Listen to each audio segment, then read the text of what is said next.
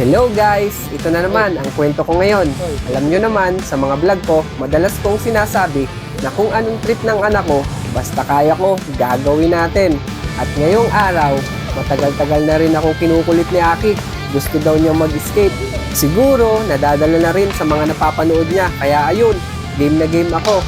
Kaya inagahan na namin ang punta doon. Mga 7 AM pa lang, nandun na kami sa Batangas City Skate Park.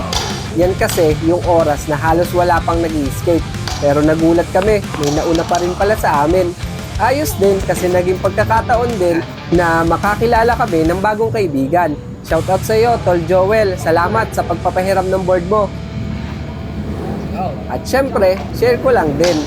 Hindi naman ako tunay na skater. Sakto lang, marunong mag-balance at yung ollie lang ang alam kong trick.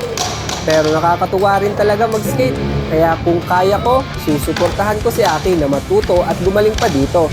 Si Aki naman, todo enjoy. Nakakabilib kasi nakakabalance na rin siya kahit papaano. Kaya habang pauwi kami, paulit-ulit niyang sinasabi, Daddy, Daddy, let's skate again. Siyempre, natuwa ako.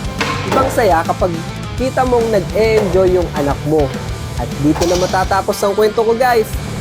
Salamat sa pakikinig. Hanggang sa muli. Bye bye bye.